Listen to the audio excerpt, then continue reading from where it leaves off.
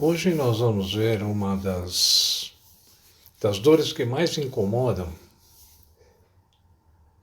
muitas pessoas, que é o bico de papagaio. Mas como se livrar dessas dores?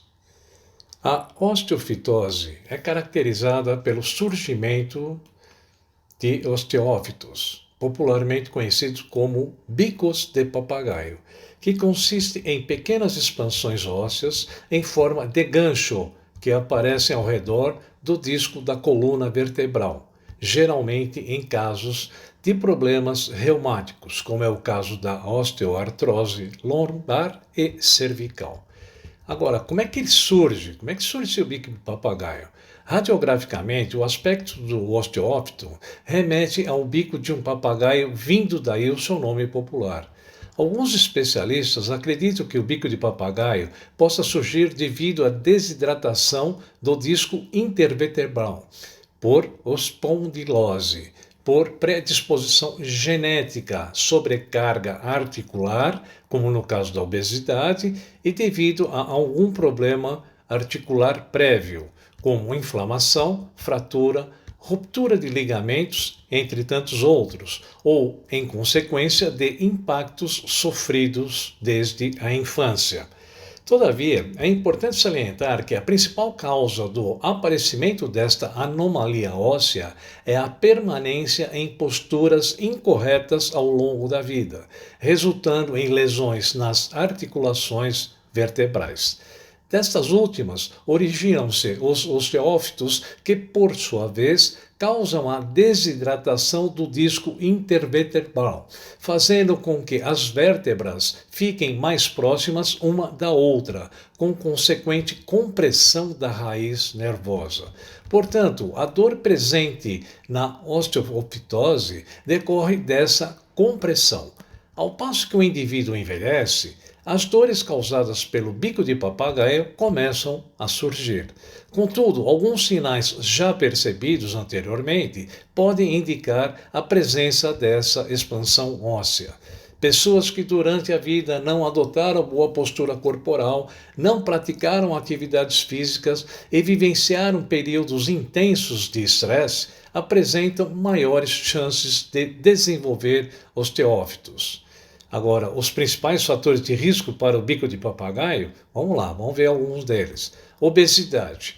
O excesso de peso sobre o corpo ou o próprio corpo oferece um maior desgaste, além do desgaste natural provocado pelo envelhecimento, às estruturas da coluna vertebral. No primeiro caso, os danos ficam por conta do uso de determinados acessórios, como bolsas, mochilas, malas, etc., e carregamento de objetos com carga excessiva. E no segundo caso, os riscos correspondem ao sobrepeso corporal. Pessoas que estão acima do peso ou já são consideradas obesas. É muito importante observar o peso que carrega dentro de acessórios, por exemplo. Procure levar somente o essencial. Praticar atividades físicas para fugir do sedentarismo e manter o peso do corpo equilibrado é também fundamental para evitar os prejuízos à coluna. Sem contar que exercícios físicos específicos ajudam ainda no fortalecimento da musculatura de sustentação da coluna, que se torna mais resistente aos impactos externos. Outra variável é o envelhecimento. O bico de papagaio não é uma doença que atinge somente os idosos. O público mais jovem também pode ser acometido, mas é comum que, com o envelhecimento, o problema se torne mais frequente. Isso ocorre porque, ao longo dos anos, as articulações da coluna tendem a sofrer um desgaste natural e, com isso, o espaço entre as vértebras vão sofrendo progressiva redução, causando maior atrito entre essas estruturas. Os discos intervertebrais também sofrem crescente desidratação e, aos poucos, vão perdendo a total capacidade de amortecimento contra os impactos que a coluna sofre. As vértebras entram cada vez mais em atrito e os riscos do surgimento do bico de papagaio se tornam maiores. Uma outra variável importante também a saber é o sedentarismo. O sedentarismo pode trazer impacto direto na saúde dos músculos e dos ossos, tornando estas estruturas fragilizadas, uma vez que o não uso compromete a funcionalidade. Além disso, órgãos como o coração e o cérebro também são prejudicados pelo sedentarismo. Se você não costuma se exercitar com regularidade, saiba que o seu corpo está suscetível ao surgimento de diferentes tipos de doenças, especialmente as associadas ao sistema cardiovascular. Abaixo fazemos, ou falamos melhor dizendo, alguns dos problemas mais frequentes que podem surgir em decorrência do sedentarismo. São elas obesidade, diabetes, infarto e derrames, depressão e distúrbios psicológicos, pressão e colesterol alto, doenças articulares, asma. Um estilo de vida sedentário também é responsável comumente pela sobrecarga articular. Quando o indivíduo não adota uma prática regular de atividade física, é natural que o comportamento leve a um aumento de peso que tende a sobrecarregar as articulações da coluna. Além disso, toda a musculatura também se torna enfraquecida, sem a realização desses importantes exercícios de fortalecimento à região.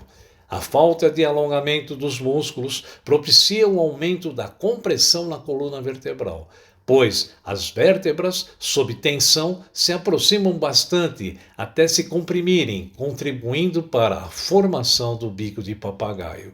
Os músculos abdominais, por exemplo, uma vez fracos, a coluna só padece. Isso acontece porque eles exercem um papel muito importante na estabilidade vertebral. E por isso, quando estão flácidos, a barriga tende a ser projetada para frente, o que provoca tensão sobre a região lombar.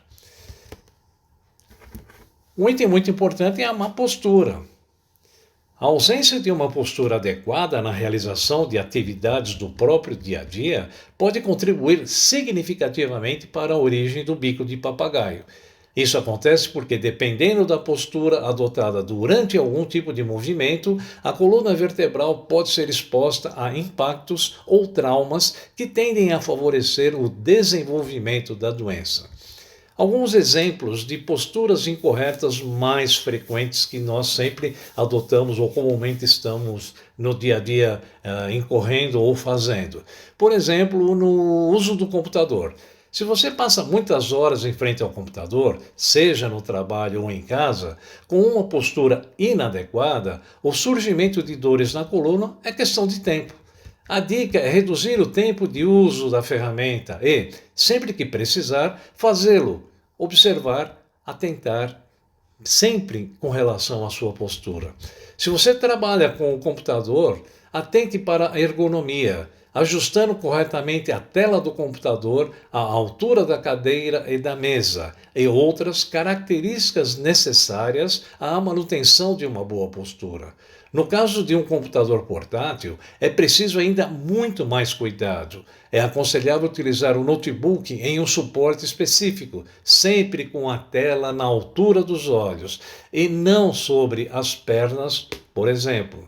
O mesmo cuidado vale para smartphones. Nunca se deve inclinar o pescoço para alcançar a tela. Isso prejudica a coluna cervical.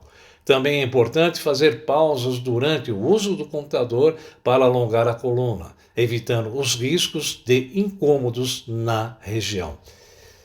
Quando ao dormir, o que você deve fazer? Quem nunca acordou com aquela dor nas costas ou no pescoço? O que muitas pessoas não sabem é que a posição na hora de dormir é o que faz toda a diferença. Para dormir, a melhor posição é a deitada completamente de lado, pois é possível manter a coluna mais alinhada. Nessa posição, o travesseiro deve ter a altura do ombro para que a cabeça não fique inclinada. Também é importante colocar um travesseiro entre os joelhos, manter as pernas levemente flexionadas e o quadril relaxado. Dormir de barriga para cima não é muito aconselhável, mas se essa for a sua posição preferida, opte pelo uso de um travesseiro mais baixo, sob a cabeça, para não promover tensões à musculatura cervical, e outro travesseiro embaixo dos joelhos, para relaxar os músculos da lombar e das coxas. A posição de bruços é a mais prejudicial para dormir e, mesmo que você se sinta aparentemente confortável nela, procure evitá-la, pois os prejuízos à coluna e a outras regiões do corpo são bem mais prováveis de surgir. Quanto às atividades domésticas, evite trabalhar com o tronco totalmente inclinado se estiver em pé. No ato de passar a roupa, a mesa deve ter uma altura suficiente para que a pessoa não se incline. Outra dica é utilizar um apoio para os pés, alternando-os sempre que houver algum tipo de incômodo. Para calçar os sapatos, por exemplo, não incline o corpo até o chão. Sente-se e traga o pé até o joelho. Ao se elevar ou levantar um peso acima da altura da cabeça, deve-se apoiar o peso do corpo e subir em uma escada ou banquinho para depositá-lo adequadamente. Ao erguer um peso, deve-se abaixar flexionando os joelhos até embaixo, sem curvar a coluna. Levantar-se transferindo a carga para os músculos da perna, que são mais fortes do que os da coluna. Caso seja possível, coloque o objeto em um carrinho e empurre. E quando você, ao sentar, ou melhor dizendo, ao sentar-se, sentar-se corretamente também é muito importante para uma boa postura. Procure manter os pés apoiados no chão, coxas tocando suavemente a maior área possível do assento. Evite cruzar as pernas e deixe-as ligeiramente afastadas. A coluna deve ser mantida ereta, de forma a preservar suas curvas naturais, ou encoste as costas completamente no sofá ou na cadeira, evitando-se esparramar-se. Manter a coluna ereta é sempre melhor do que deixá-la inclinada em qualquer situação. Adotar uma postura correta para sentar evita dor nas costas e sérias lesões na coluna vertebral. Quando se senta de maneira apropriada, há uma distribuição uniforme das pressões sobre os discos intervertebrais, pressões sobre os discos que acabam rompendo ou prejudicando os ligamentos e os músculos para que eles possam trabalhar em harmonia, evitando desgastes desnecessários. Agora, o que fazer com relação ao tratamento para o bico de papagaio? O tratamento conservador é, na maioria dos casos, satisfatório, como realizações de sessões de fisioterapia, a adoção de novos hábitos, como boa postura, juntamente com a prática de atividade física, pode auxiliar no alívio das dores características do bico de papagaio.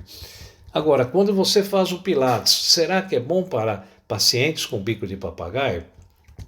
Após o diagnóstico da doença e uma avaliação criteriosa, a técnica do Pilates pode ser praticada pelo paciente, a fim de promover o fortalecimento e alongamento dos músculos com foco especialmente na região afetada e no reequilíbrio da musculatura.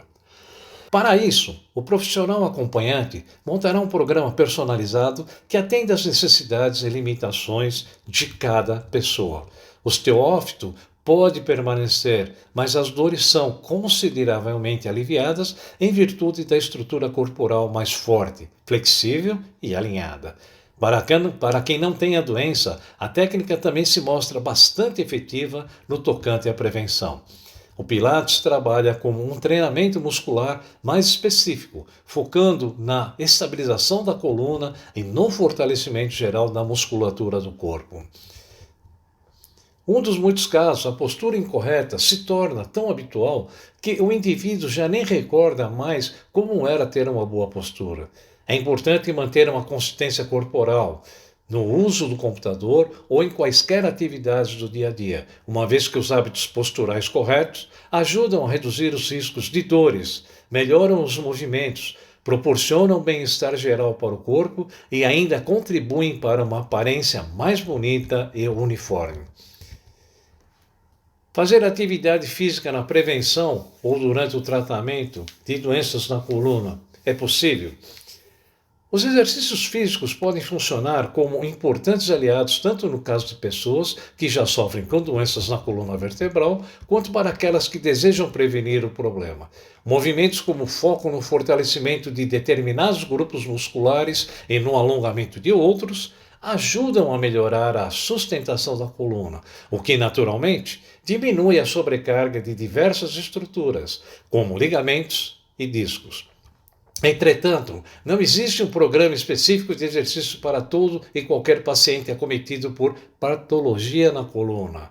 Até porque não existe uma atividade padrão que possa ser aplicada indistintamente em todas as pessoas. Daí a importância desse diagnóstico, que deve ser preciso para cada tipo de paciente para tratar o problema de uma forma adequada.